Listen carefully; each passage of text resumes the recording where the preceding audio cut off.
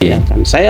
Yang saya katakan tadi dijustifikasi bahwa perbuatan seperti itu bisa dilakukan oleh mereka yang mengaku cucunya anu. Katakanlah panjenengan namanya misalnya Muhammad Al Hasani. Saya kan Hasani juga, maka saya berhak juga melakukan yang dilakukan oleh orang tua saya. Karena saya kan nasab sama. Gitu loh.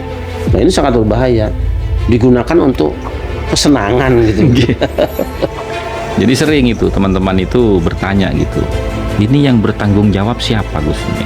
Maksudnya karena begini Gus, karena kami ini dulu tidak mengenal siapa itu Habib, gitu kan? Kita tahunya mereka ini imigran Arab gitu. Nah, gak kenal mereka ini dzurriyyah Nabi atau bukan gitu. Nah, kemudian kita tahunya mereka ini dzurriyyah Nabi, lalu kami ini disuruh menghormati mereka itu oleh para kiai-kiai kita gitu loh, Kiai. Nah, berarti kan yang bertanggung jawab ini kan kiai-kiai kita gitu loh. Nah, kemudian sekarang ini yang bertanggung jawab untuk meluruskan itu kiai-kiai kita juga katanya gitu. Assalamualaikum warahmatullahi wabarakatuh. Alhamdulillahi nahmaduhu wa nasta'inuhu wa nastaghfiruh wa na'udzu billahi min syururi anfusina wa sayyiati a'malina. Man yahdihillahu fala mudhillalah wa man yudhlil fala hadiyalah. Asyhadu an la ilaha illallah wahdahu la syarikalah wa asyhadu anna Muhammadan abduhu wa rasuluh la nabiyya ba'dah. Allahumma shalli wa sallim ala sayyidina wa maulana Muhammadin wa ala alihi wa ashabihi wa man tabi'ahu ma ba'd. Para pemirsa pada Suka TV dimanapun Anda berada, alhamdulillah kali ini Allah mempertemukan kembali lewat media yang kita cintai ini. Mudah-mudahan panjenengan semua sehat walafiat, dimurahkan rezekinya, dimudahkan ibadah dan soleh-solehah segenap putra putri dan keluarganya. Malam ini kami kedatangan salah seorang sahabat kami, ulama muda yang mungkin sudah tidak asing lagi di hadapan Anda semua, yaitu Gus Hasan Syarif dari Jawa Timur ya. Madura. Jadi nanti lengkapnya biar beliau yang memperkenalkan diri, walaupun mungkin kalau narasi pengajian materi selama ini sudah sering kita dengar dan saksikan, tetapi akan lebih baik apabila beliau terlebih dahulu memperkenalkan jati dirinya, dari mana dan siapa gitu loh. Monggo mesti persilakan untuk memperkenalkan diri kepada keluarga besar pemirsa pada Suka. Monggo. Assalamualaikum warahmatullahi wabarakatuh. Waalaikumsalam warahmatullahi wabarakatuh. Bismillahirrahmanirrahim. Wa la haula wa la quwwata illa billah. Asyhadu an la ilaha illallah wa la syarika lah. Wa asyhadu anna sayyidina wa nabiyyana Muhammadan abduhu wa rasuluhu alladzi la nabiyya ba'dah. Allahumma shalli ala sayyidina Muhammad wa ala ali sayyidina Muhammad amma ba'd. Alhamdulillah, pertama-tama saya berterima kasih kepada Romo Kiai Syarif selaku guru kami yang insya Allah kita selalu sami'na wa ato'na terhadap saran, ajaran dan juga nasihat beliau, yang mana kami pernah datang kepada Suka ini untuk tujuan memohon arahan dan meminta kata pengantar kepada beliau untuk penulisan buku kami yang dulu ya, yaitu Hikayat Israiliyat Yahudi versus Khurafat Ba'alawi dan juga ketidakabsahan nasab Ba'alawi. Nah, pada malam hari ini kami untuk kedua kalinya silaturahmi kepada beliau dan untuk memperkenalkan diri. Memang saya ini jarang para pemirsa pada Suka, jadi jarang saya itu membawa nama keluarga, juga asal-usul saya pada pembahasan polemik nasab yang kami ikuti, baik itu di YouTube maupun di TikTok gitu. Namun karena beliau meminta saya untuk memperkenalkan diri, jadi nama saya itu Kiai sesuai dengan KTP, Maulana Muhammad Al Hasani, sesuai dengan KTP. Memang saya lahir di Bangkalan, Madura, Kiai. Lahir di Bangkalan, Madura, tepatnya di Kelurahan Pangeranan, Kecamatan Bangkalan, Kota. Nah, kemudian saya pernah berdomisili di Cikarang, Bekasi, juga pernah di Depok, juga pernah ya itu. Nah, kemudian saat ini memang saya sedang berjuang itu merintis pondok pesantren itu di Jogja, gitu, di Jogja. Sleman Cangkringan gitu. Nah, kemudian ya kalau keluarga besar kan nggak perlu disebutkan, gitu. Saya kira perlu supaya orang tahu wilayah daerahnya kira-kira. Oke. Jadi kalau di Bangkalan itu memang kita punya ikatan kerabat dengan keluarga Bangkalan gitu. Ya, kami ini dari jalur nenek itu masih ada kaitan dengan keluarga besar Bani Asror, gitu. Bani Asror gitu. Kalau yang dari jalur kakek itu, kami ini ada 2 jalur, kakek dari nenek kami, kemudian kakek buyut dari kakek kami gitu. Kalau yang dari kakek ini ke Arusbaya, Pangeran Syarif. Ya, Arusbaya. Kalau yang dari kakek dari sisi kakek buyut dari sisi nenek itu ke Sabreh, ya. Sabreh itu apa? Desa Sabreh itu dari Kiai Ilyas gitu, ya.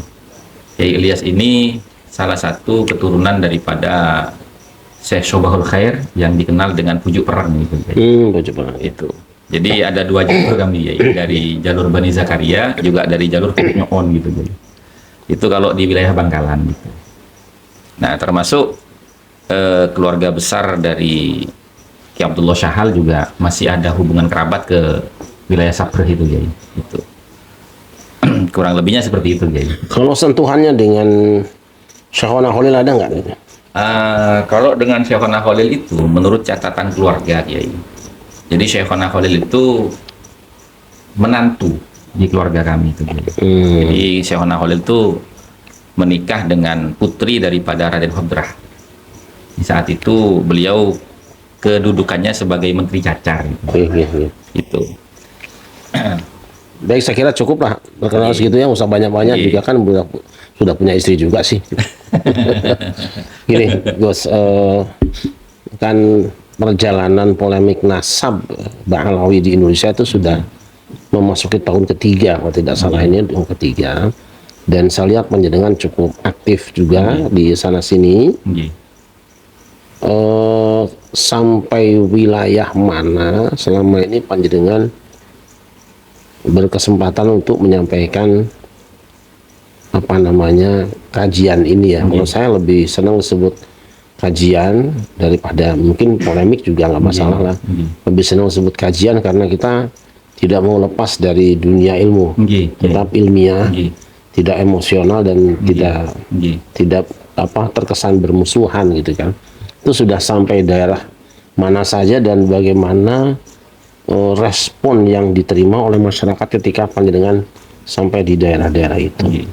Ini dari awal apa? Ini dari awal. Dari awal. Kalau dari awal tuh begini, ya. Jadi waktu bulan puasa akhir itu kami mendapat informasi bahwasanya ada kajiannya Ki Imad yang berjudul Menakar Keabsahan Nasab Habib Indonesia. Nah, kemudian kami mencoba di situ untuk merespon. Ya, tadinya sih hanya untuk kalangan jamaah majelis taklim saya sendiri, yaitu Tijanul Mustafa. Di daerah mana tuh? Di daerah Cikarang waktu Cikarang, itu, ya. Nah, kemudian dari situ video-video saya ini kemudian disimak oleh Kiai Mas Nur Hasan Sidogiri. Nah, melalui Mas Abdul Hamid Pasuruan, telepon saya gitu, ya.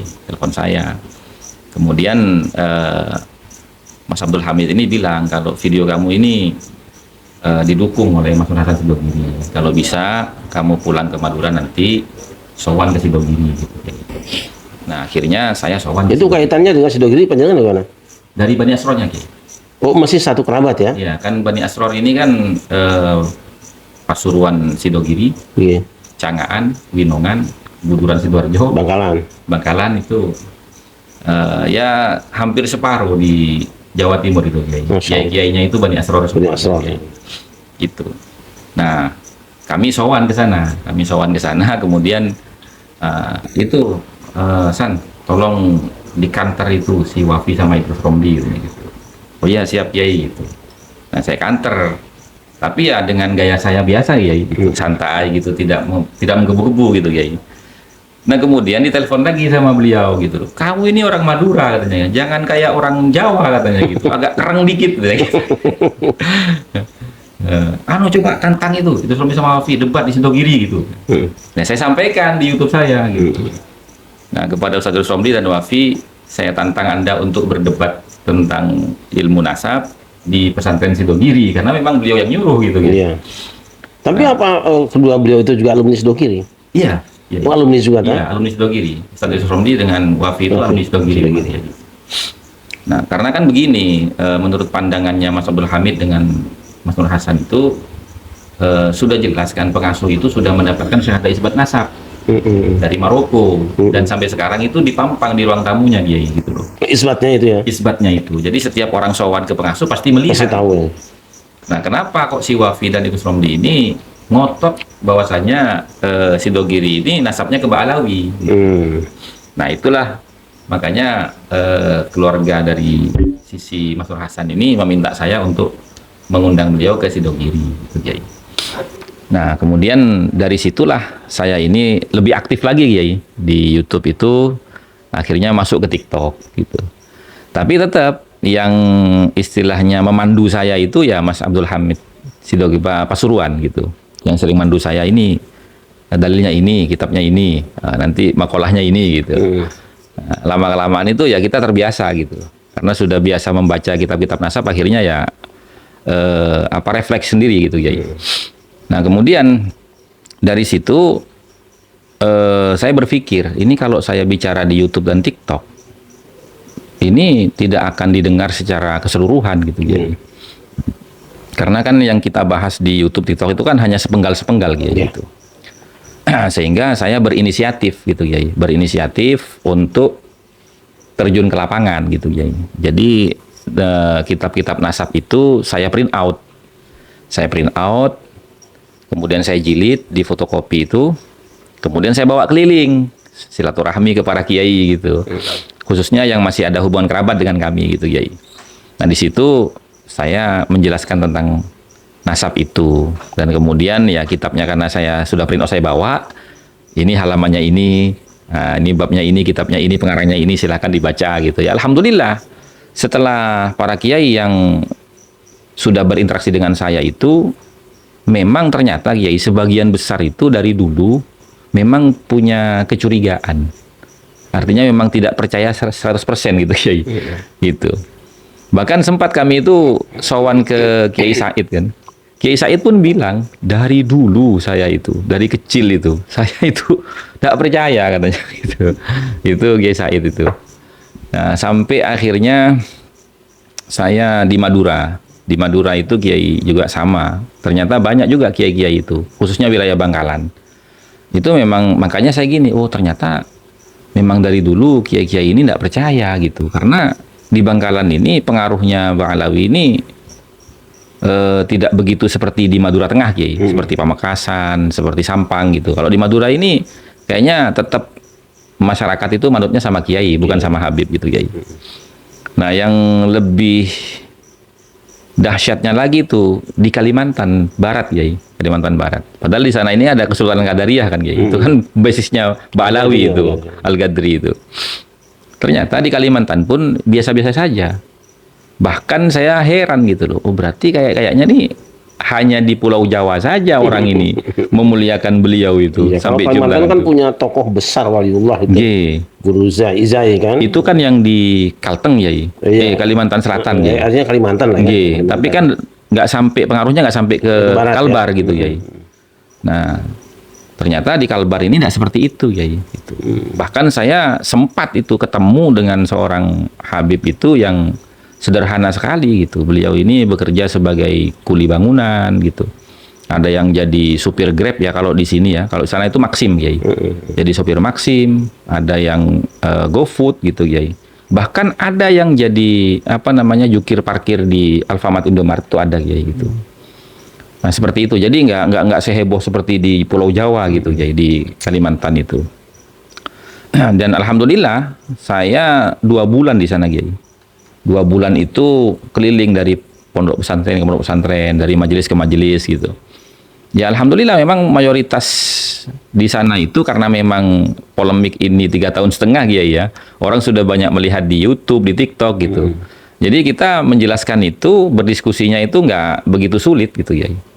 Bahkan beliau-beliau itu banyak yang sudah hafal kaidah-kaidahnya dari buku-bukunya Kiai Imad gitu ya. Alhamdulillah seperti itu ya. Pengalaman saya itu. Pengalaman saya. Nah itu selain ke Kalimantan, daerah mana lagi panjenengan yang sudah pernah? Mungkin di wilayah Jawa Timur itu berapa tempat yang sudah? Kalau Jawa Timur kami sampai ke Jember Kiai. Hampir semua merata ya? Hampir semua merata Nah Kiai. itu respon masyarakat ya? Kalau di Jawa Timur ini Kiai memang beda dengan Jawa Barat ya. Kalau Jawa Timur ini memang dari dulu gandrungnya sama kiai gitu. Nah, jadi kalau kiainya tadi itu memang dia tidak pro Ba'alawi, ya otomatis masyarakat sekitarnya tidak Kiai. Otomatis ya? Otomatis tuh Kiai. Ya Jawa Barat juga sebetulnya enggak juga sih. Nggih. Jawa Barat hampir tidak pernah mengenal istilah itu. Nggih. Hanya mungkin beberapa daerah yang sempat menjadi basis ya, Nggih. seperti Cianjur, Nggih. Bogor. Tapi kalau daerah lain semacam Kuningan, Ciamis, Banjar, Pangandaran itu Nggih. nyaris tidak pernah mengenal Istilah Habib itu. nggak Nggih, ada nggih. mengenal itu. Maka kehidupannya biasa-biasa saja gitu. Nggih, nggih. Suka duka yang pernah panjenengan alami ketika mengajak berdiskusi masyarakat tentang masalah nasab ini? Kalau suka dukanya sih enggak ada sebenarnya Kiai. Karena respon masyarakat itu dari mulai tokohnya sampai akar rumputnya itu ya semuanya baik-baik semua Kiai gitu. Artinya cukuplah kita datang ke sana itu cukup disambut sebagai tamu, dihargai gitu Kiai. Ya cuman ya suka dukanya itu kita keluar biaya sendiri Kiai. Karena tidak ada yang mensponsori gitu. Gak punya bohir ya? Iya, makanya kemana-mana saya pasti bawa dagangan, bawa madu gitu, bawa ya kan saya juga punya produk herbal Kiai. Tapi Itu yang kesini saya nggak bawa. pernah bawa madu ya? Madu kemarin sudah habis Kiai gitu. Nah itu alasannya kan nggak bawa aja ke sini. Nggih. Diborong sama beliau Mas Uli ini. Berarti dia ngasih saya Nggih. itu. Nah, itu yang dijadikan sarana untuk pembiayaannya itu Kiai, sambil dagang sambil cerita itu. Oh iya, waktu itu kan panjenengan nulis buku ya. Bukunya itu nggak sampai ke sini itu. Nah, itu buku itu kan sudah diedarkan oleh, kan gini, kita hanya penulis, ada yang mengedarkan gitu Kiai. Buku itu. Saya juga nulis buku ada sekitar 30 judul buku Nggih. ya. Jadi 30 jilid buku Nggih, itu. nggih. Biasanya kita cetak juga, tapi saya juga edarkan juga. Bahkan Nggih. kebanyakannya cuma dibagi-bagi aja. Nggih, Saya kira nggih. panjenengan begitu juga tuh. Boten Kiai, waktu itu kan gini, saya hanya menulis, nah yang mencetak dan mengedarkan tuh lain lagi gitu. Mestinya Kiai. kita kan ngambil ada beberapa eksemplar itu buat Iya. teman-teman kita. Iya, memang saya waktu itu sempat ngambil itu hanya beberapa, 5 pasang gitu Kiai. Kan itu 2 buku kan. Itu saya bagi-bagikan ke Syekh Mazen gini. Nah, kemudian kalau ke Kiai kan katanya beliau ini kan diundang ke acara Monas yang sama penjenengan itu. Apa beliau datang ke sini kan? Yang mana tuh? Yang masalah buku itu. Masalah setelahnya kan sama Ki Ja'far sama Ki Abdul Ghalib itu kan. Oh iya, enggak juga. Oh, belum nyampe juga. Belum nyampe. Ya insya Allah nanti kita kirim ya gitu. Insya Allah kita kirim nanti ya. Oke. Nah, Cuma gini Kiai, yang paling direspon oleh masyarakat ini adalah masalah cerita-cerita yang sering disampaikan oleh Ba'alawi ini, yang mana cerita-cerita itu mengandung khurafat. ya. Itu yang paling sering mereka diskusikan dengan kami gitu. Oh, ya, sebelum lanjut ya, buku panjenengan judulnya apa tadi? Kalau buku saya pribadi itu 13 poin memahami polemik nasab. Yang kedua itu pedoman memahami kaidah isbat nasab. Kemudian hikayat Israiliyat Yahudi versus khurafat Ba'alawi. Kemudian ketidakabsahan nasab Ba'alawi sebagai bantahan kepada buku keabsahan nasab Ba'alawi itu. Kemudian yang Terhadap terakhir buku Robi Tanawi yang nggih. Kemudian yang terakhir itu Mukhtasar Ilmin Nasab fi Qawaid Itsbatin Nasab itu ya. Ya, saya kira para pemirsa nanti yang membutuhkan buku-buku itu nanti bisa langsung berhubungan dengan alamat yang kita cantumkan di sini ya. Nggih. Atau nomor kontak yang ada ini. Saya kira itu penting sekali. Nggih. Penting sekali karena kita tidak ingin menyampaikan sesuatu tapi barang matang, pengennya kita tahu ini bahan-bahannya, Nggih. ini bumbunya Nggih. dan lain sebagainya. Saya Nggih. kira itu dunia ulama. Jadi bukan cuma ngerab saja. Ini perlu juga nasab juga ada ngerabnya Betul, juga. Kan? betul Kiai, betul. Seperti itu. Oh iya. Itu berapa halaman kira-kira totalnya itu kalau? Waktu itu kan begini Kiai, ceritanya itu teman-teman itu yang aktif masuk ke live TikTok kami itu mengusulkan, Gus, apa yang sampean sampaikan selama ini bisa nggak dibukukan gitu loh. Tapi Gus pakai bahasa Indonesia aja, karena kan kebanyakan kami ini kan bukan kalangan pesantren katanya gitu. Tapi kalaupun nanti dalil atau takbir Arabnya ditulis, itu kasih harokat Gus Iya. itu. Dan tetap ada terjemahannya lah ya. Ya, tetap ada terjemahannya, dan juga makalah ini dikutip dari kitab mana, pengarangnya siapa, halaman berapa, itu kita tulis semua Kiai gitu. Nah, karena mereka ini, pikiran saya Kiai, karena mereka ini kelihatannya itu dari hasil diskusi selama ini Kiai ya, kayaknya orang ini pengennya instan gitu Kiai. Akhirnya ya saya bikinlah cuma 50 halaman, tapi itu memuat 13 poin gitu. Dari polemik nasab yang selama ini sering dibicarakan gitu. Saya juga sempat bikin tulisan tentang judulnya polemik nasab itu cuma sekitar 50 halaman juga, kecil saku aja. Sifatnya hanya memberikan analisa lah ya. Analisa, dan kebanyakan hanya Quran aja kalau saya. Jadi tidak berbelit-belit. Yang penting kita memberikan pemikiran orang bahwa ini loh konsep nasab itu ini, cara menetapkan nasab itu begini. Itu saya juga bikin sekitar 50 halaman mungkin ya, kita bagi-bagi aja buat teman-teman yang membutuhkan. Menarik, hari ini kan ini sudah terbit juga nih. Terbit ini. Para pemirsa, buku judulnya Membongkar Ajaran Khurafat Habaib Ba'alawi. Penyusunnya 2 orang, satu Ustadz Abdul Aziz Jalili LC, dan kedua Kiai Haji Kanjeng Raden Temenggung Nur Ihya Hadinegoro. Ini sudah terbit buku yang mengungkap tentang berbagai khurafat yang ada di dalam kitab-kitabnya Ba'alawi. Ini bukunya sangat tebal, cukup tebal, 688 halaman. Di sini diungkapkan lebih, ada berapa? 400 lebih ya, 400 cerita-cerita khurafat ya, yang diduga kebohongan atau apa yang ada di dalam kitab-kitab Ba'alawi. Nanti mungkin teman-teman yang ingin atau memerlukannya ini bisa berhubungan dengan teman-teman di nomor kontak pada Suka TV ini, insya Allah bisa dihubungi atau bisa langsung juga kepada penerbitnya. Penerbit Darul Irfan ini. Ini penting supaya kita jangan terbiasa berpolemik di masyarakat, tetapi juga kita melihat sumber di mana seseorang berbicara. Saya ingin juga sebetulnya bahas nasab itu karena ada juga lumayan lah kalau 10-20 kitab nasab ada. Tapi saya tidak ingin mengambil kesimpulan. Saya ingin memberikan metodologi atau paling tidak pemikiran. Nah, nanti masing-masing silahkan menyimpulkan sendiri. Kalau ini sudah sampai pada tahap kesimpulan dan menurut saya cukup tajam analisanya, sehingga nanti kalau ada orang menyangka bahwa itu bohong, ini buktinya ada. Kitabnya ada, referensinya ada, disebutkan halamannya semuanya ada di sini. Ini sangat menarik sekali. Dan kalau ada izin Allah, insya Allah saya ingin kita bedah buku ini dalam sebuah seminar besar. Insya Allah pada Suka siap. Tapi supaya semuanya berjalan dengan baik dan tetap ilmiah, kita ingin menghadirkan semua pihak yang ada di sini. Tentu kita juga akan minta kesediaan dari saudara-saudara kita Ba'alawi, Robiqah Alawiyah, juga para pakar yang memang ahli di bidangnya untuk membahas ini. Yang nanti panjenengan juga bisa insyaallah. Mudah-mudahan sih dalam waktu dekat, kalau penyusunnya setuju, kita akan bedah kembali, karena tradisi di Pada Suka itu apa sih?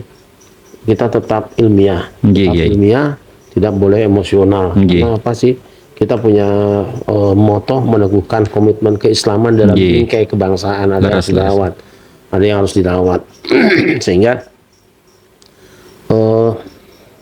kita bisa membuat orang bangun dan tidur tanpa harus menyampaikan pukulan. Orang bangun tanpa harus pakai air, gitu kan? Orang tidur tidak harus dipecutin, dipukulin, tapi orang bisa menikmati tidur dengan suasana ruangan yang sejuk dan bisa bangun dengan bunyi bel yang dia dengar. Saya kira itu ringtone yang kedengaran atau dengan alarm yang berbunyi.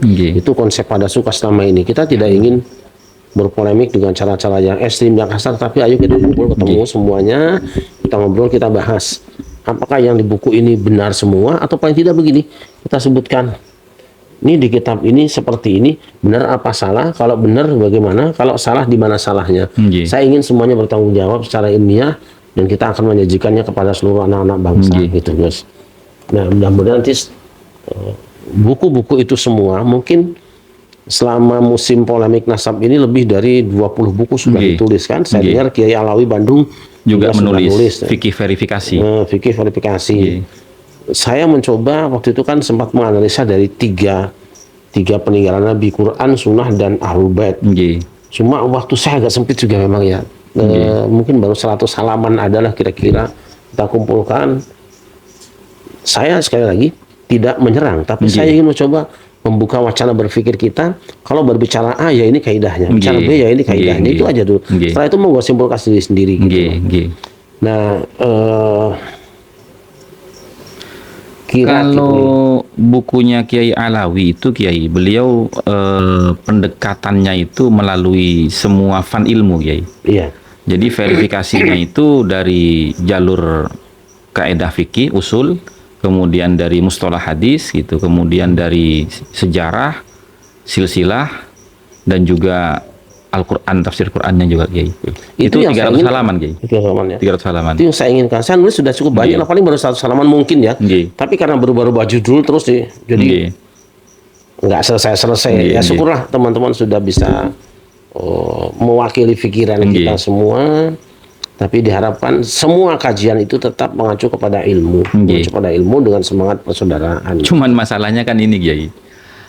Masyarakat kita ini dari dulu ini memang penyakitnya itu, Kiai. Malas baca, malas belajar, Kiai. Maunya instan gitu, Kiai. Makanya buku-buku saya ringkas. Jangan pakai akar kuadrat langsung aja 2 kali 2 4 gitu aja langsung.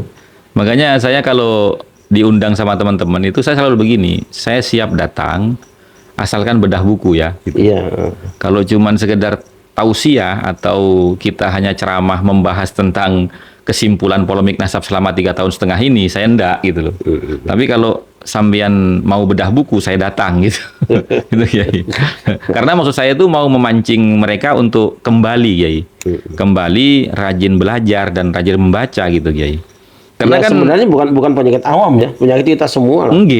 Jadi ketika muncul satu pemikiran, satu konsep, satu kaidah atau satu penemuan itu akan terjadi polemik yang berkepanjangan.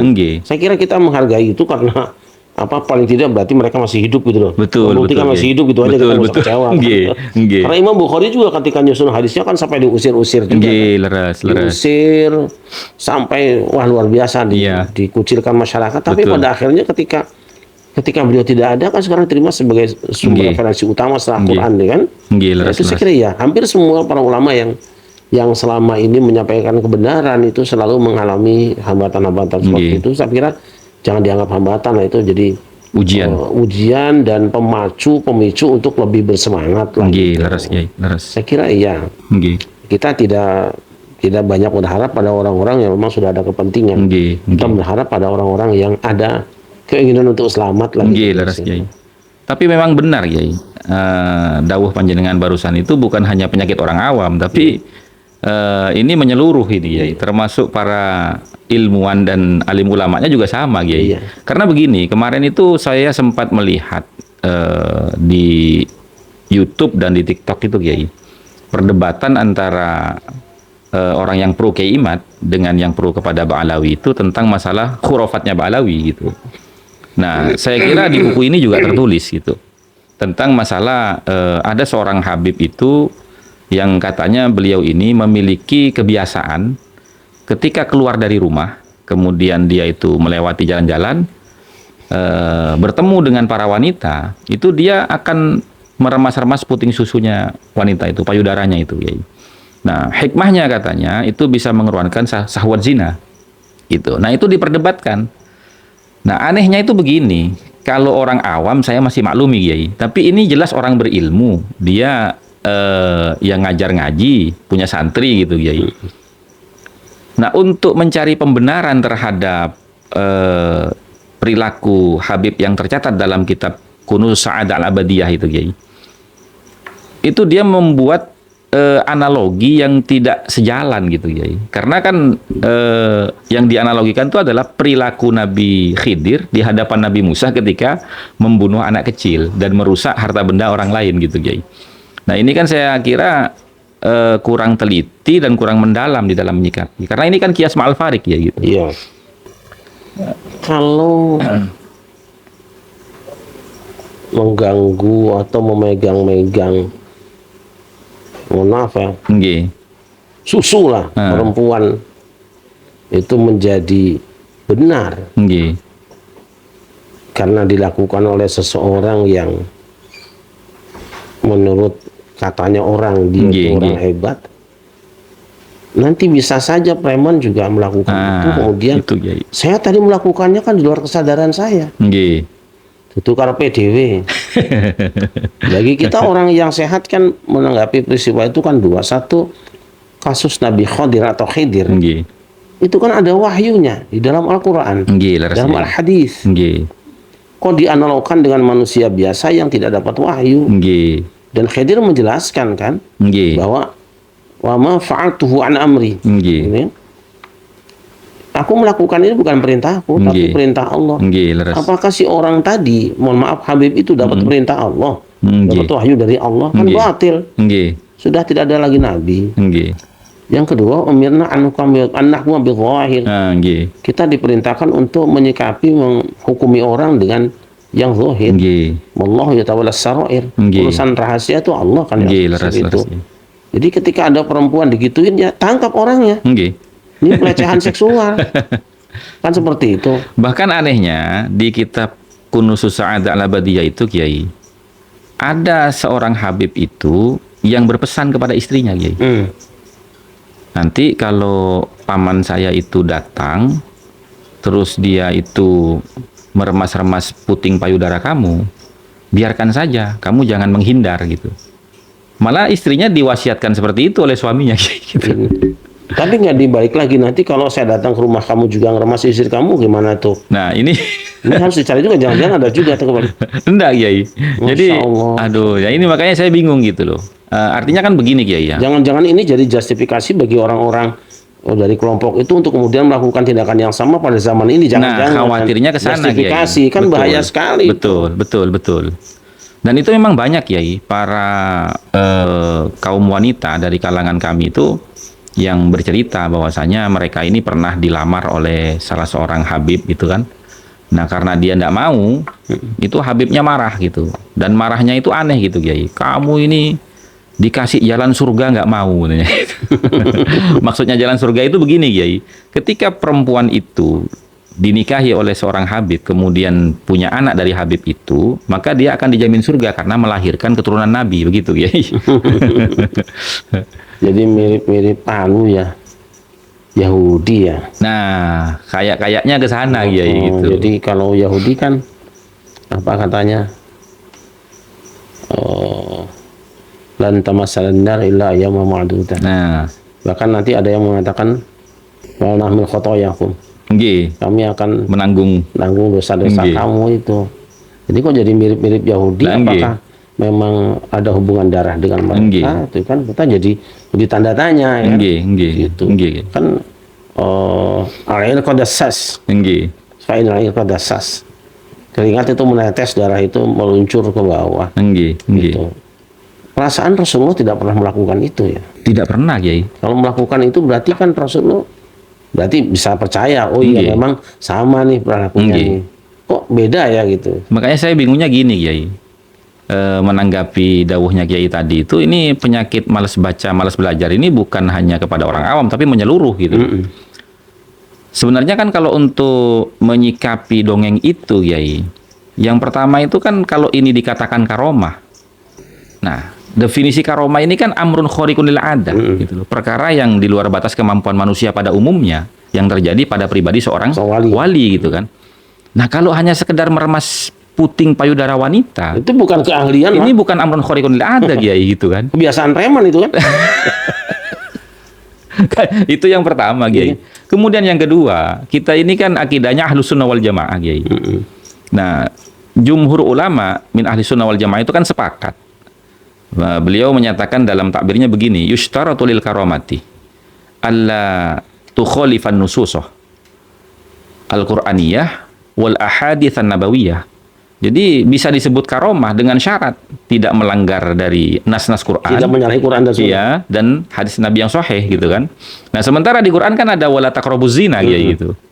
Nah, Ini untuk bukan berpikir takrobul lagi, sudah bidayah. sudah Bidayah. iya, permulaan zina sudah kayak gitu. Artinya, maksud saya gini, Kiai, saya mau bertanya sama Kiai ini, pendapatnya gimana? Kan berpikir seperti itu untuk kalangan anak pesantren, apalagi beliau ini seorang kiai, seorang gus, seorang lora gitu kan, yang memang dia punya santri, punya pesantren, terlepas itu besar atau kecil, tapi paling tidak kan sudah terbukti punya ilmu, Kiai. Iya. Berpikir sederhana seperti itu, kenapa tidak bisa gitu loh? Kenapa harus menganalogikan ke Nabi Khidir dan Nabi Musa gitu, Kiai? Ini apakah ada pengaruh apa gitu, Kiai? Menurut pandangan Pak Kiai ini, menurut ini. Memisahkan antara syariat dengan hakikat itu. Nggih. Memisahkan ajaran fikih dengan tasawuf. Itu tidak boleh dipisahkan. Kalaulah perbuatan-perbuatan seperti itu dianggap sebagai satu kemuliaan, satu karomah, tentu orang-orang yang lebih mulia dari mereka akan lebih dahsyat dari itu. Nggih. Mungkin megang yang lainnya lagi. Nggih. Nah itu, apakah yang seperti itu yang dipertontonkan seorang wali di hadapan orang banyak? Nggih. Tontonan, rasanya enggak lah. Wali itu harusnya kan mempertontonkan akhlakul karimah supaya kalau dicontoh orang tuh orang menjadi baik. Nah kalau orang lain nanti melakukan hal yang sama dengan dalil, saya kan muridnya murid kan harus sama dengan gurunya. Nah, khawatirnya ke sana. Nah, dan yang paling memalukan dan memilukan kalau misalnya ditonton orang banyak. Nggih. Itu kan porno aksi. Nggih. Orang suruh nonton yang kayak gitu. Nggih. Kebiasaan orang soleh itu kan diikuti. Nggih. Saya kira dia harus dibenahi lah. Nggih. Dan kalau memang itu ada di satu kitab menunjukkan bahwa kelompok itu memang menyesatkan, membahayakan. Yang saya katakan tadi dijustifikasi bahwa perbuatan seperti itu bisa dilakukan oleh mereka yang mengaku cucunya Nggih. katakanlah panjenengan namanya misalnya Muhammad Al-Hasani. Saya kan Hasani juga, maka Nggih. saya berhak juga melakukan yang dilakukan oleh orang tua saya. Nggih, Karena saya kan nasab sama. Nggih. Gitu loh.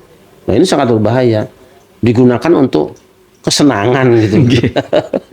Jangan-jangan karena pertimbangan itu kemudian sampai hari ini pun banyak orang-orang yang membiarkan ada perilaku seperti itu dilakukan oleh kelompok orang tertentu dengan alasan duduk karepe dhewe gitu loh. Itu lain, itu karomah itu. Itu betul lah. Jangan sampai karomah itu menyalahi syariat. Tidak ada menyalahi syariat. Tidak ada, Kiai. Tidak ada menyalahi syariat. Dan ini yang lebih parah lagi ada lagi, Kiai. Kalau ini kan antara laki-laki dengan perempuan kan. Si Habibnya ini laki-laki. Kemudian yang diremas-remas puting susunya itu atau payudaranya itu kan perempuan. Gitu.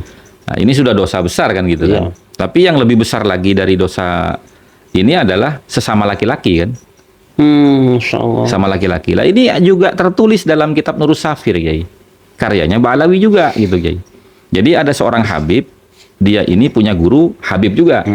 Nah, murid yang Habib ini sowan kepada guru yang Habib gitu. Nah, ketika sowan disuruh mendekat. Kemudian si Habib ini mengatakan bahwasanya ketika saya disuruh mendekat kepada guru saya, famaddah lisanuhu, dia menjulurkan lisannya, lidahnya gitu. Nah, kemudian dia berkata gitu loh, kecuplah lidah saya gitu. Jadi hikmahnya di situ katanya transfer ilmu, Yai. Jadi artinya dia berciuman bibir, adu lidah antara murid dengan guru gitu.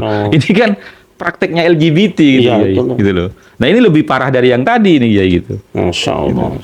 Dan itu ada juga di buku sini ya? Ada, Yai, ada. Nah, jadi, ada. Karena begini, karena buku ini sebenarnya itu kumpulan dari khurafat-khurafatnya Ba'alawi yang ada di kitab-kitabnya mereka. Itu yang sering kami ulas di room TikTok kami gitu, Kiai. Kemudian sama Gus Aziz dan Kiai Nur Iha itu dibukukan gitu. Dikumpulkan gitu. Ini ratusan banyaknya ini. Banyak, Kiai. Banyak, Kiai. Banyak, Kiai. Bahkan insya Allah ya kalau ndak ketinggalan itu, Kiai, meminta istri jamaahnya itu, Kiai. Nah, mungkin itu dampaknya akhirnya sampai sekarang kan? kejadian di negeri ini karena Nggih. percaya dengan cerita itu. Nggih. Diawali dengan cerita-cerita Nggih. bohong, kemudian diaplikasikan dalam kebutuhan sehari-hari gitu. Nah, itu yang banyak terjadi seperti itu, Kiai. Bahkan di Madura sendiri ada juga kejadian seperti itu. Karena begini, ketika dia ini mengiyakan keinginan daripada Habibnya, artinya dia memberikan kesenangan kepada dzurriyyahnya Nabi menurut mereka, itu adalah jalan menuju surga, Kiai. Gitu. Kok Nabi nggak pernah melakukan itu? Nah, itu anehnya. Kenapa nih kalangan dari para kiai, para gawagis, para lora yang memang terbukti memiliki keilmuan yang matang gitu, karena beliau ini juga jadi panutan umat di wilayah masing-masing, Kiai. Kok tetap membela? Padahal jelas-jelas seperti ini gitu loh. Dan kitabnya ada. Bukan karangan oknum, bukan, Kiai. Tapi memang ini Karangan mereka sendiri kan? iya. Artinya kan kalau sudah dibukukan dalam satu kitab itu kan ajaran berarti, Kiai, Iya. gitu. Iya, iya, iya. Bukan statement pribadi maksudnya Iya. gitu, Kiai. Apalagi tuduhan orang kan? Nggih. Memang dari rumah mereka sendiri. Nggih, gitu. Ya pemirsa, silahkan dimiliki buku ini, sangat bagus ya, buku membongkar Ajaran khurafat Habib Ba'alawi. ajaran khurafat Habib Ba'alawi ini, cukup banyak. Nanti kita bisa ambil pelajaran di situ. Silahkan difahami, diteliti sendiri, atau diskusikan dengan kiai-kiai panjenengan bagaimana dengan materi seperti ini. Nggih. Bisakah diterima? Nggih. Dilihat dari sisi akidah, sisi hukum, sisi akhlak, atau Nggih. yang lainnya. Nah, karena bisa saja cerita itu dusta, Nggih. bisa saja dusta. Meskipun kita agak sulit mengatakan bahwa itu narasi dusta semua karena cukup banyak. Nggih. Kalau cuma satu cerita misalnya bisa aja bisa ditolak lah. Nggih, nggih. Seperti cerita misalnya Hasan Basri menggoda Robiah Adawiyah, itu kan nggih. bisa ditolak karena wafatnya mereka berdua kan. Nggih. Hasan Basri sudah tidak ada kan, Nggih. wafat tahun 85, sementara Robiah 110 kalau tidak Nggih. salah begitu. Nggih. Itu bisa dianalisa. Nggih. Demikian juga tentang khilqah dari Sayyidina Ali kepada Al Hasan Al Basri, itu 85 110 ya. Nggih. Itu dikritik oleh sebagian orang, tetapi kemudian kritikan itu dibalas oleh As-Suyuti. Dibalas bahwa sangat memungkinkan dia bertemu antara Ali dengan Al Hasan Basri karena beliau seorang tabi'in. Nggih. Nah, seperti itu saya kira setiap cerita yang sampai pada kita, meskipun mungkin terasa menggelitik, bisa saja itu bisa diterima atau benar. Nah, silakan dikaji. Yang penting miliki dulu bukunya, diskusikan secara ilmiah, secara jujur dan terbuka. Tapi ingat, selamatkan akidah kita dari ajaran-ajaran yang merusak akidah kita semua. Itu saya kira yang penting.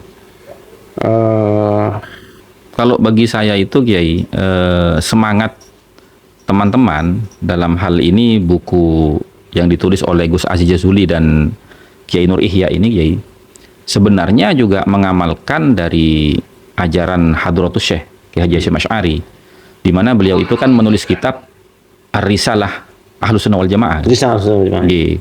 Nah, di situ beliau mengutip salah satu hadisnya Kanjeng Nabi, Kiai, yang berbunyi, sayakunu fi akhiri ummati unasun yuhadditsuna ma lam tasma'u antum wala aba'ukum fa iyyahum wa iyyakum, gitu.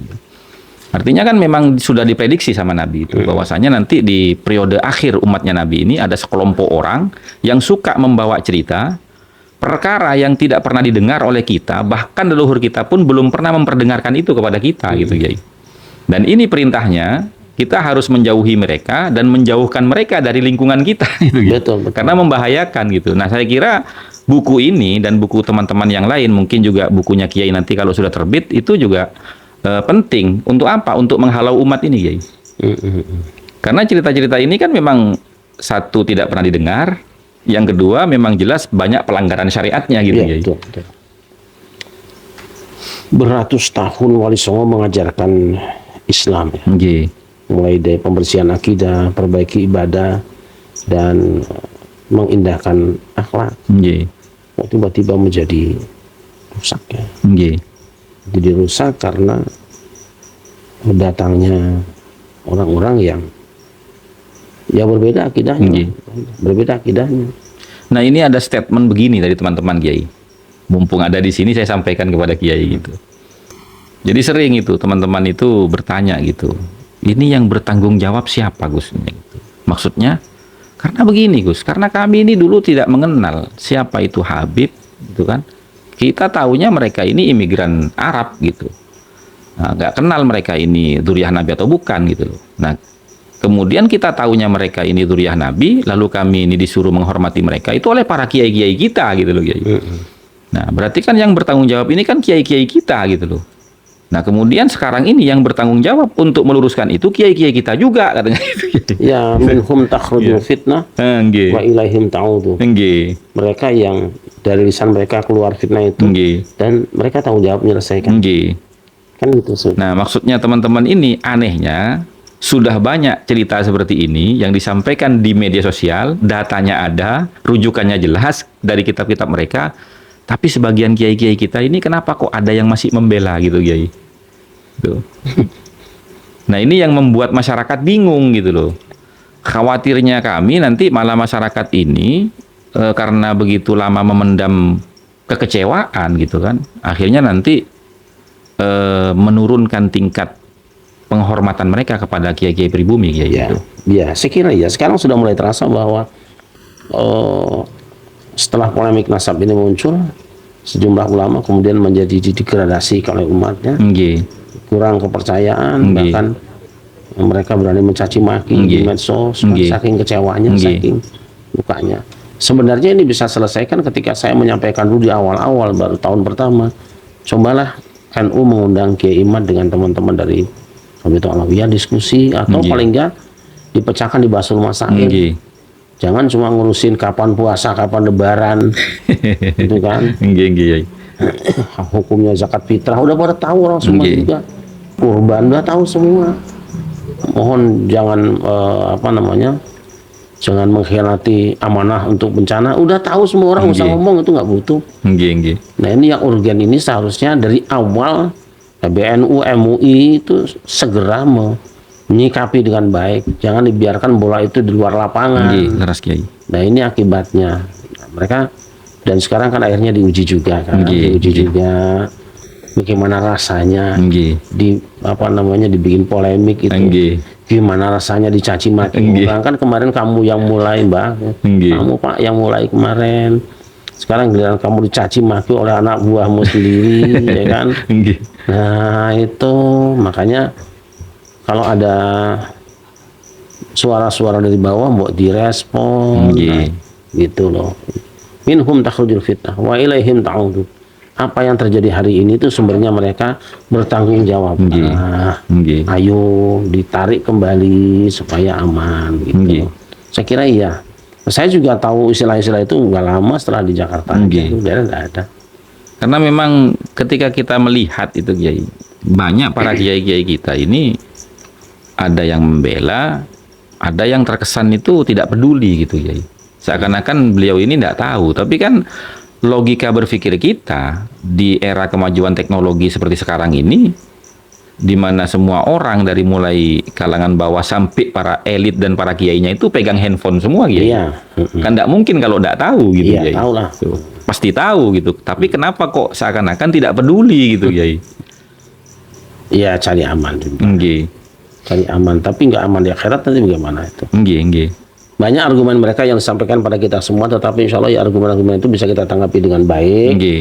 Tetapi kita berharap lah, kita sudah menanam, entah kapan panennya. Nggih, Kiai. Ya percayalah, Nggih. kalau sudah kau tanam, nanti Allah yang akan menyiramkan air hujannya, Nggih. Allah yang terbitkan mataharinya, Nggih. percayalah nanti panen juga lah. Nggih, insyaallah. Amin. Panen insya Allah. Nah, tugas kita adalah mengerjakan apa yang menjadi kewajiban kita, Insyaallah.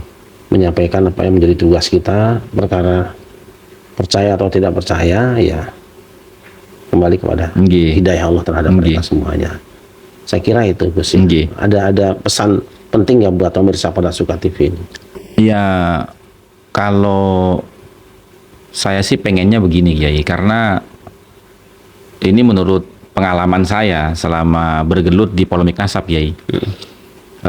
Teman-teman ini seakan-akan lupa gitu Kiai terhadap wahyu pertama terhadap Nabi Muhammad SAW itu Iqra bismi rabbikal ladzi khalaq. Jadi seakan-akan wahyu pertama ini isyarahnya itu adalah mengajak umat Islam ini untuk rajin belajar, Kiai, membaca dan menulis gitu, Kiai. Nah, sehingga ketika terjadi suatu masalah gitu kan, kita ini tidak kesulitan untuk mengambil sikap, kemudian merespon gitu, Kiai. Nah, adanya polemik nasab ini terbongkar, Kiai.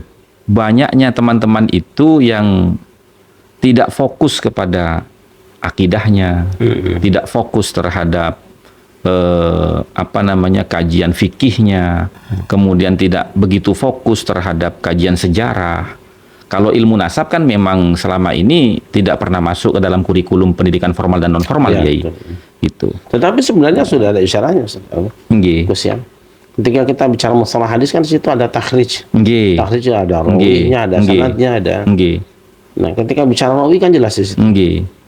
Kalau saja mereka menyadari bahwa ketika bicara rawi itu terdapat ikhtilaf, sampai satu orang tuh binnya bin berapa orang, kata ini kata ini kan wafatnya tahun sekian juga ikhtilaf. Tapi kemudian para muhakkik atau para muhaddis mentarjih di antara sekian banyak pendapat itu ini yang benar. Dan kewafatan seseorang juga tidak sama. Betul. Sampai bapaknya juga tidak sama. Nah, yang menarik bagi saya adalah tentang nasab Rasulullah SAW. Itu kan hanya sampai berapa ke atas, Abdul Manaf ke atas, tapi warafahu ilal Khalil Ibrahim amsakanu syarabah. Itu penting. Tapi nasabnya sampai Ibrahim, orang yang penyusun nasab berhenti, tidak mau melanjutkan. Gitu. Karena tidak ada catatan yang memastikan bahwa setelah ini ke atasnya sampai Ibrahim siapa. Cuma yakin bahwa Ibrahim, Ismail, kemudian Haidar, baru ke bawahnya nanti sampai kepada siapa? Abdul Manaf ya. Terus ke bawah Muhammad. Tapi di atasnya Abdul Manaf kalau dasarnya itu di stop dulu karena tidak ada manuskrip atau catatan yang bisa dipertanggungjawabkan. Tapi diyakini karena dari semua sisi memang memungkinkan. Betul, Kiai. Dan Rasul sendiri dengan wahyunya mengatakan bahwa dia adalah keluarga Ibrahim. Tapi wahyu kan. Nah, gitu loh. Makanya kan maksud saya tadi begini, Kiai. Ketika polemik nasab ini terjadi, ini banyak para gawagis kita, para lora, para kiai itu mengomentari dan menyikapi polemik nasab ini itu tidak sesuai dengan porsinya ya. Porsinya, Kiai. Artinya kenapa mereka ini tidak mencari tahu dulu, tidak mengklarifikasi dulu melalui sumber-sumber referensi yang terkait dengan ilmu nasab gitu, Kiai. Padahal kan kita sama-sama tahu gitu kan, likulli ilmin masadiruhu wa maraji'uhu gitu kan. Tiap-tiap ilmu itu punya sumber referensi dan rujukan tersendiri kan gitu. Jadi nggak bisa kita itu menyikapi atau mengomentari polemik nasab ini dari sisi ilmu yang lain kalau bukan dari ilmu nasabnya itu sendiri gitu. Nah, itu yang saya sayangkan itu. Jadi mungkin ya ajakan saya kepada teman-teman khususnya di Pada Suka TV nih, Kiai ya. Untuk rajin membaca dari semua lintas disiplin keilmuan gitu, Kiai. Mungkin saat ini belum bermanfaat menurut kita, Kiai. Tapi di masa yang akan datang insya Allah gitu, Kiai. Sangat bermanfaat sekali gitu. Ya buktinya sekarang ini ya, dari mulai zaman Wali Songo sampai berdirinya NU, sampai terjadi polemik nasab ini, ilmu nasab itu belum pernah diajarkan, Kiai. Iya, betul. Gitu. Nah, fakta realitanya sekarang sangat penting untuk diajari. Ilmu nasab ini untuk dipelajari. Padahal kitab-kitabnya ada lah. Banyak, Kiai, gitu, banyak. Bahkan yang lebih spesifik membahas tentang qawaid isbat nasab itu, Kiai, muqaddimat fi ilmin nasab itu, Kiai. Itu hampir separuhnya itu membahas tentang masalah kaidah-kaidahnya gitu. Nah, makanya di situ ketika orang bertanya, Ibnu Hajar ini mengisbat nasabnya Ba'alawi loh di dalam kitab sahabatnya. Bagaimana kalimatnya? Karena kalimat yang disebut isbat nasab itu ada 5 syarat, Kiai. Seperti yang disebutkan dalam kitab Rasail fi ilmin nasab itu. Jadi di situ itu syaratnya untuk bisa dikatakan ini bentuk isbat nasab itu, satu yang mengatakan harus ahli nasab. Ahli nasabnya pun harus fiqh, ya. Itu kedua.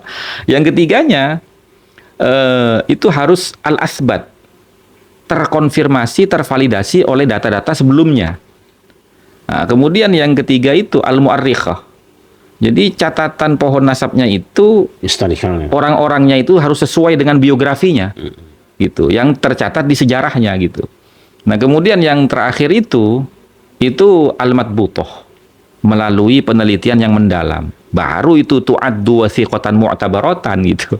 Nah, kemudian lanjutannya itu wala ibrata bi taqrirati man laisa min ahli dirayati bin nasab, gitu. Jadi kalau keterangannya itu bukan dari ulama ahli nasab, ya tidak bisa dianggap sebagai bentuk isbat nasab, gitu. Nah, ini yang mengucapkan itu ulama besar, Kiai. Beliau mengatakan begini, Kiai Imad itu memverifikasi nasabnya Ba'alawi mengikuti fatwanya Ibnu Hajar. Tapi Kiai Imad ini tidak membaca fatwa Ibnu Hajar yang lain yang mengisbat nasab Ba'alawi. Padahal tidak ada itu yang mengisbat itu, Kiai. Gitu loh. Nah, ini maksud saya tadi itu kenapa kok tidak mengklarifikasi dulu melalui sumber-sumber referensi kitab-kitab nasab, gitu loh. Sehingga yang disebut kalam isbat itu bagaimana, syaratnya seperti apa, kan gitu, Kiai. Tidak semua makalah itu dikatakan isbat, gitu. Iya, pemirsa sekalian, di belakang saya ini ada entah berapa puluh judul kitab hadis. Ada di antaranya di sini Al-Mustadrak ala Sahihain karya Al-Hakim. Itu judulnya adalah bahwa hadis-hadis yang ada di dalam kitab tersebut itu memenuhi persyaratan Bukhari dan Muslim, hanya Bukhari dan Muslim tidak meriwayatkannya. Artinya menurut statement si penulisnya hadis ini sahih semua. Itu sekian puluh tahun dipercaya oleh sejumlah orang, bahkan sampai hari ini masih ada yang hanya mengutip dari Al-Mustadrak ala Sahihain. Tetapi lebih kurang 300 tahun kemudian setelah beliau wafat itu Az-Zahabi membuat tarkhis. Nah, tarkhis itu semacam apa ya namanya, koreksi kecil, catatan lah terhadap kitab tersebut. Diketemukan bahwa tidak semua hadis yang ada di dalam Al-Mustadrak itu sahih. Bahkan sebagiannya ada yang maudhu juga. Nah, apa yang dilakukan oleh Az-Zahabi itu bukan untuk merendahkan Al-Hakim, tidak juga menolak hadis. Justru beliau berusaha untuk memastikan bahwa hadis yang ada di situ yang dijamin validnya adalah hanya ini. Nah, itu biasa saja. Dan hari ini para ulama menggunakan dua-duanya. Nah, ketika dikatakan akhrajahul Hakim, maqala sahihul isnad wa lam yukhrijahu. Oke. Tapi nanti di belakangnya bal maudhu'un. Tidak, yang benar justru hadis maudhu'. Nah, itu biasa saja, kita enggak kemudian marah-marah ke Az-Zahabi itu. Bahkan berterima kasih atas koreksinya. Jadi yang selama ini dianggap sahih kemudian dikatakan palsu, itu biasa aja buat kita. Jadi kalau nanti ada orang mengatakan bahwa nasab saya sahih, enggak apa-apa. Tapi kalau diketemukan orang koreksi bahwa enggak, ini enggak sahih, enggak usah marah-marah. Yang mengatakan sahih itu juga untuk menyatakan dirinya benar, yang mengatakan tidak sahih juga sedang berusaha membersihkan supaya yang sahih ya sahih, tidak. Nah, tapi kan kita tunjukkan, yang penting ada argumennya apa, gitu. Saya kira itu nanti Kitab Takhrij sudah banyak membahas tentang itu ya. Nah, kadang-kadang juga itu, Kiai, yang terlupakan oleh kita pada umumnya itu bahwasanya kebanyakan dari kita ini memposisikan ulama itu selayaknya seorang nabi. Yang memiliki sifat maksum, pasti benar, tidak mungkin salah, gitu, Kiai. Nah, ini kan apa ya, Kiai, ya maksud saya itu. Jadi sejarah itu mereka tidak memahami, gitu, Kiai. Padahal banyak sejarah itu yang menyatakan bahwasanya ulama ini yang seperti Kiai tadi ceritakan tadi kan, bahwasanya Al-Hakim itu dipercaya selama 300 tahun. Nah, 300 tahun berikutnya kemudian ada ulama yang ingin mengoreksi ulang, gitu loh. Nah, tujuannya kan pasti untuk menguatkan, kan, gitu. Nah, tapi ketika tujuan itu untuk menguatkan malah ditemukan sesuatu yang berbeda, maka itu kan harus disampaikan, gitu. Sama seperti nasabnya Ba'alawi ini, walaupun 500 tahun dipercaya oleh para alim ulama pada umumnya, gitu kan, walaupun tidak ada keterangan dari ahli nasab satupun, gitu. Tapi kemudian ada seorang ulama kontemporer seperti Kiai Imad gini, kemudian melakukan verifikasi ulang, gitu kan, ternyata ditemukan ada cacatnya di situ. Ya kita harus terima, begitu, Kiai. Nah, itu yang kadang-kadang tidak terfikir oleh mereka. Tidak tahu apa mungkin karena kefanatikan atau mungkin karena hal lain gitu Kiai. Gitu. Ya, jangankan itulah, sejarah tentang perjuangan kita juga antara Soekarno dengan Soeharto kan Nggih. biasa. Nggih. Dulu orang sangat semangat nonton film apa Janur Kuning ya, Nggih, nggih. atau G30 SPKI Nggih, nggih. dengan satu tepuk tangan. Hal belakangan ada yang mengoreksi. Biasakan aja lah, nggak apa-apa. Nggak Nggih. percaya nggak apa-apa. Tapi bahwa film itu dibuat oleh siapa, iya. Nggih. Bahwa sejarah ini dibuat oleh siapa, iya. Nah sekarang kita membaca dua jenis narasi sejarah Nggih. tentang peristiwa itu. Sudahlah, kita akan hentikan semua polemik yang menyakitkan, tapi sejarah memang harus diluruskan, mana Nggih. yang benar mana yang salah. Nggih, betul. gitu. Jadi jangan a priori dengan koreksi ya. Nggih. Saya kira itu aja. Monggo dikasih closing statement apa kira-kira untuk Nggih. kita. Jadi begini teman-teman ya, tentang masalah polemik nasab ini ya. Untuk closing statement itu saya ingin mengutip satu perkataan yang termaktub dalam kitab Al-Muntaqa fi Aqabil Hasan Al-Mujtaba. Bahwasanya catatan para ulama itu ya, itu tidak mungkin sempurna adanya. Sehingga butuh verifikasi ulang, dan untuk mendukung satu klaim sepihak itu harus ada bayinah gitu loh. Jadi di dalam kitab itu di halaman ke-8 itu Kiai ada makalah begini Kiai. Wala budda minat tanwihi anna kutubal ansab la yumkinu an takuna kamilatan. Yang perlu diperhatikan itu bahwasanya semua kitab nasab yang ada ini tidak mungkin sempurna adanya. Fal kamalu lillahi wahdah, karena kesempurnaan itu hanya milik Allah semata. Nah, wa ala sabilil misal idza dzakartu anna rajulan aqaba khamsata auladin. Sebagai contoh kasus, ketika saya itu menyebutkan dalam catatan kitab saya bahwasanya seorang laki-laki itu punya 5 orang anak laki-laki, kama wajadtuhu fil masadir, sebagaimana yang kami temukan di dalam sumber-sumber referensi yang ada gitu. Fala yamna'u ayyakuna lahu ikhwatun alladzi lam yadhkurhumun nasabun. Itu tidak menutup kemungkinan bahwasanya ada anak yang tidak tercatat di situ itu yang memang tidak pernah disebutkan oleh para ulama ahli nasab secara keseluruhan gitu loh. Walakin itsbatuhum yahtaju ila bayyinatin. Tetapi untuk menambahkan 1 orang nama dari 5 anak yang masyhur di kitab-kitab nasab itu harus ada bukti, Kiai. Ya.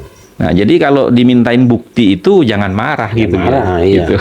Karena kalimat yang masyhur seperti yang saya kutip dari Tabaqat Asy-Syarqawi itu, Yai. Itu ada kalimat gini. Li'anna kullad da'wa la yusahhu biduni burhanin aw dalilin. Karena setiap pengakuan itu tidak bisa dibenarkan kecuali ada bukti dan dalilnya, Kiai. Gitu. Kullu mudda'in mumtahanun, kan begitu yang masyhur itu, Kiai. Tiap-tiap pengakuan harus diuji kebenarannya, begitu, Kiai. Jadi saya kira kepada teman-teman semua, khususnya pemirsa pada Suka TV, ketika ada koreksi, kritikan atau klarifikasi itu jangan sumbu pendek ya. Tiba-tiba marah, tidak terima begitu.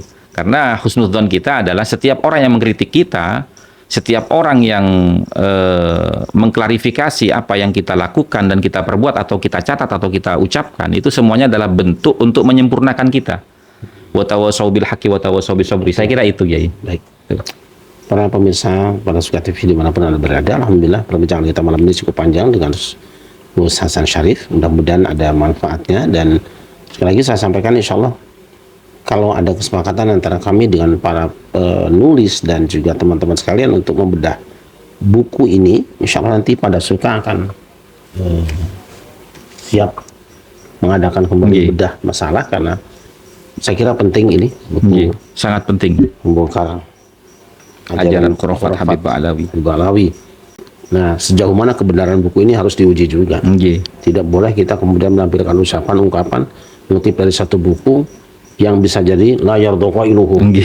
Jangan yang mengatakannya juga tidak sepakat dengan itu, tidak rela difahami seperti itu. Nah, siapakah yang bertanggung jawab untuk mewakili saudara-saudara kita yang dituduh khurafat dan siapa yang mewakili penuduh. Nah, ini harus ketemu nanti. Nggih. Sang penuduh dan tertuduh ini harus berbicara semua. Nggih. Nah, sejauh mana kebenaran buku ini harus diuji juga. Nggih. Tidak boleh kita kemudian menampilkan ucapan, ungkapan, mengutip dari satu buku yang bisa jadi la yardha qailuhu. Nggih. Jangan yang mengatakannya juga tidak sepakat dengan Nggih. itu, tidak rela difahami seperti itu. Nggih. Nah, siapakah yang bertanggung jawab untuk mewakili saudara-saudara kita yang dituduh khurafat dan siapa yang mewakili penuduh. Nah, ini harus ketemu nanti. Nggih. Sang penuduh dan tertuduh ini harus berbicara semua. Nggih. Insyaallah kita berdoa mudah-mudahan ada waktu, ada rezeki, ada kesempatan dan kita semua bisa bersama-sama membedah buku ini. Amin, amin, amin. Terima kasih. Nggih. Hasbunallah wa ni'mal wakil. Assalamualaikum warahmatullahi wabarakatuh. Waalaikumsalam warahmatullahi wabarakatuh.